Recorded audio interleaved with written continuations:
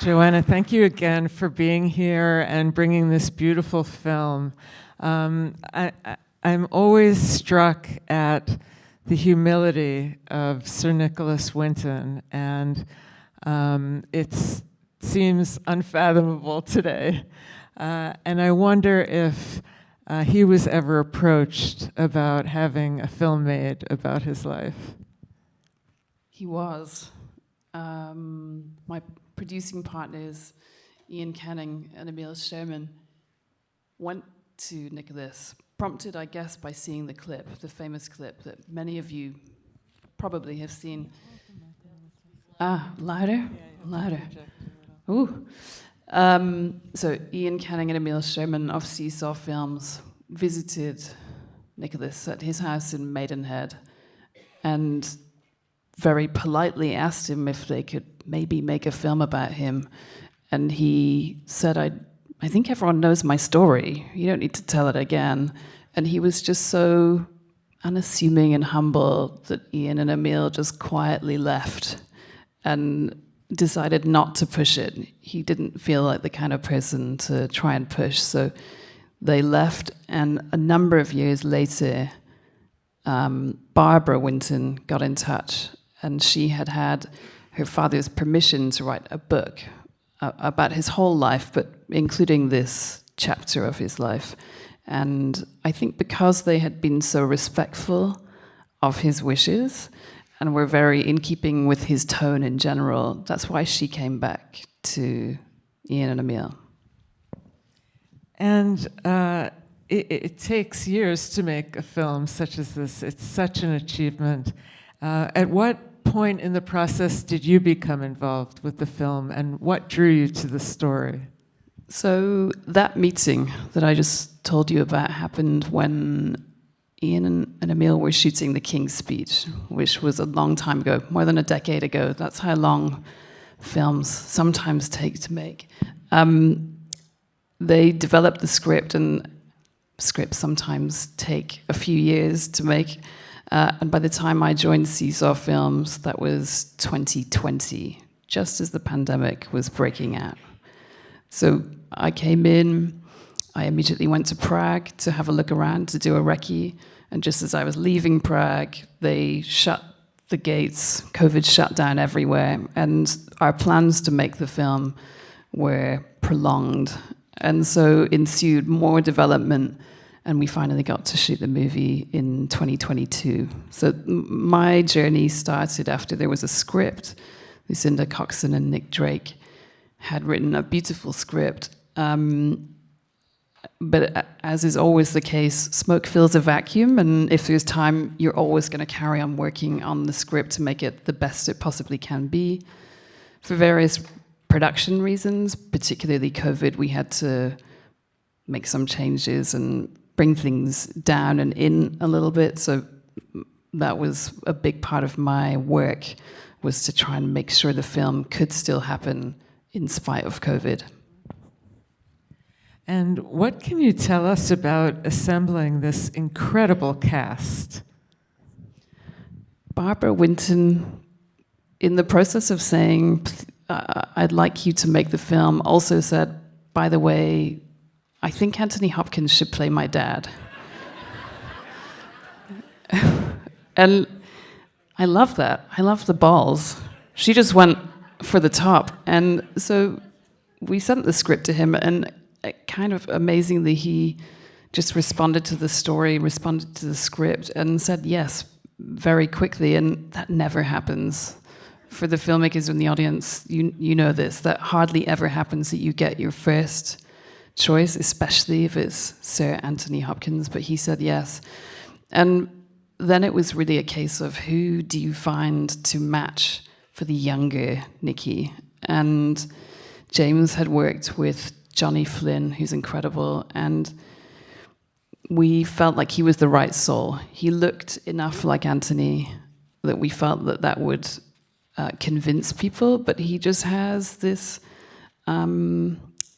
humility, and he seemed like he would not kind of know about the things that had happened before they'd happened, because of course this is before the war has begun. And James and we talked a lot about restraint and avoiding the feeling of him being very pious. So it was important to us that he was earnest, but not knowing what was about to come, that he was never ahead of the story. And we all felt that Johnny could deliver on that. Helena flirted with us for so long. She had worked with James on a Enid Blyton TV show. She knew Lucinda Coxon well. She had worked with me on Great Expectations years ago. She'd worked with Ian and Emile on The King's Speech. So we all felt like it was going to happen, but she took her time saying yes. It was painful. But by the end, we just sort of put all the pieces in place that I think she just felt she couldn't say no. And she has a connection to this story with her family as well. So, and, you know, the rest of the cast around them are wonderful also. Yeah, Helena Bonham Carter was phenomenal.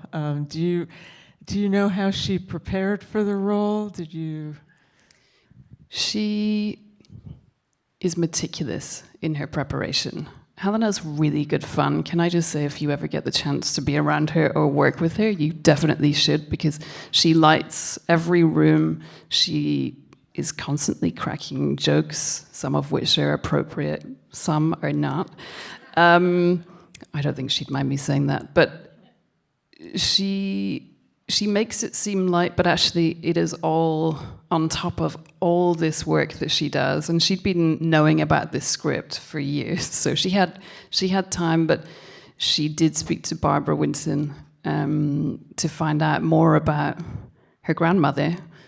And so I think that was an invaluable piece of the jigsaw for her. There was the book, there's other books that you can read, but I think really speaking to Barbara was huge for her. The scene, of course, in the studio is so powerful. It's familiar to many from the actual YouTube, well, it's on YouTube, but the clip of Sir Nicholas Winton. I understand that Sir Anthony Hopkins was quite moved when he found out who the studio audience was comprised of. Could you speak about that? We didn't play a trick on Anthony, but we didn't tell him until it was quite close to filming, because there was a lot of expectation on that scene. As you can imagine, it's a reconstruction of something that everyone knows about. There was so much pressure, and we didn't want to burden Anthony with all this extra stuff. He knew he had to perform. It was going to be a big day. And so we told him quite late that actually all of the people around you are the families, which was a huge thing for me. I really felt the responsibility to open the door to anyone who wanted to be part of that moment, part of that scene. What was incredible was seeing those people in the audience who were able to come and join us to film that day, how they responded to Anthony. First of all, it's like, oh, it's Anthony Hopkins, but really they had to sit and they did a few takes, but I really felt like they connected with him as though he was Nicky. It added to the emotion so much. We were all in bits that day. It's so, so powerful. Well, there are two timelines, of course, but the film is seamless in telling the story. What was it like shooting in two countries, right? The Czech Republic and England. What are the special challenges of that? It's tough. No film ever has enough schedule. There's never enough days for what you want to do. This was no exception. It was very crunchy.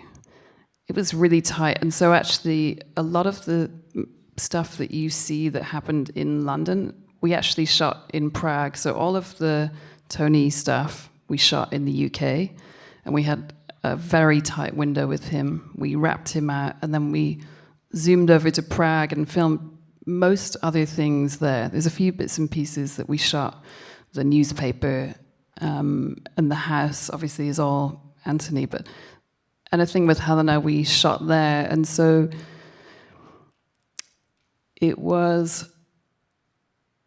we had to be really seamless to get both teams kind of speaking to each other. And I have to say, Prague is quite often used as a place for filming big TV shows.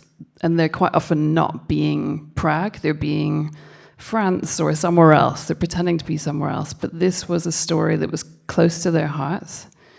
And it was speaking to their history, and the whole crew, it just made it so much easier because they were extremely invested in what we were doing. It was lovely. They were the best, genuinely a really wonderful crew.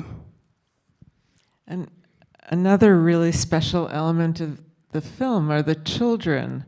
How were they cast, and what do you think the experience was like for them making the film? We wanted to cast as authentically as we could, so we had our casting director and team go into the community, into the Jewish community in Prague. So it meant that most of them hadn't acted before, which is, working with children is lovely, but it has its challenges. I have to say, we had a whole team of people around them to make sure that they were looked after. They understood what their story was, so each of them had kind of gone through, why am I here, what's my character, where have they come from?